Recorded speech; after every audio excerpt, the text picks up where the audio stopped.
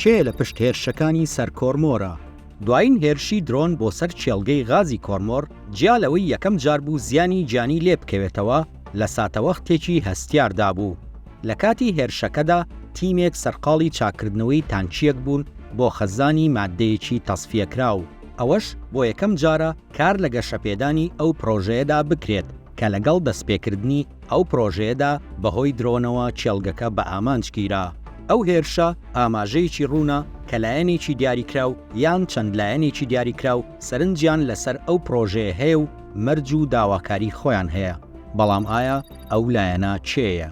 ئەگەر سەرنج بدەین لە بەیاننامەکەی مەسرور بارزانی سەرۆکی حکوومەتی هەرێمی کوردستان ئاماژە بەوە دەدات بەپێی زانیاری سەرەتایی ئەم هێرشانە لە ناوچەیەکی نزیک لە ناو خاچی عێراقەوە ئەنجام دەدرێن.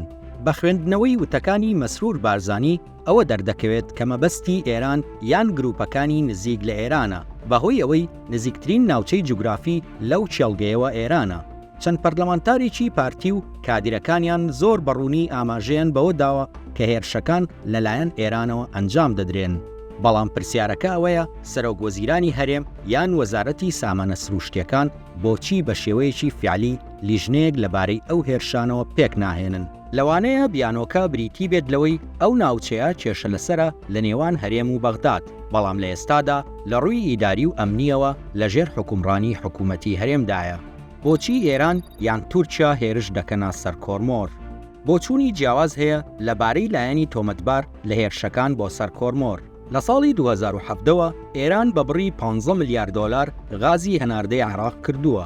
ئەمەش سەرڕای داهاتەکەی ڕێگایەکی یاسایی و سەرکەوتووی ئێران بووە بۆ دەستخستنی دۆلاری کاش کە زۆر تامەزرۆیەتی. لەلایەکی دیکەوە نزیکەی مانجێک لەمەوبەر ڕێکەوتنیی نوێ لە نێوان ئێران و عێراقدا واژۆکرا. بەپێی ئەو ڕێکەوتنە بڕیار وایە تاوەکو 5 ساڵی دیکە ئێران ڕۆژانە بڕی 50 ملیۆن مەتر سێجا غازی سروشتی هەناردەی عێراق بکات. لەبەرەوە گەشەپێدانی چێڵگەکە دژی بەرژەوەندیەکانی ئێرانە، هەر بۆیەشە ئەو وڵاتە تۆمەتبار دەکرێت. تەنانەت هەندێک لە چاودێران لەو بڕوایەدان بە ئامانجکردنی کۆرمۆر بە دیاریکراوی بەهۆی کارکردنی کۆمپانیای ئیماراتیە لەو چێڵگەیەدا. ئێران تۆڵەی هێرشی ئیمارات بۆ سەر حوسیەکان لە چەمچەماڵ دەکاتەوە. لە بەرامبەردا بۆچوونێکی دیکە ئەوەیە کە ئەو هێرشانە و بە دیاریکراوی هێرشەکەی ڕۆژی هێنی تورکیای لە پشتەوەیە. ئەمەش بەهۆیەوەی هێرشەکە دوا بە دوای گەڕانەوەی ئەردۆغانە لە سەردانەکەی بۆ عێراق و هەرێمی کوردستان. تورکیا نیگەرانە لە بەکارهێنانی غازی کۆرمۆر لە ناوخۆی هەرێم و عێراق.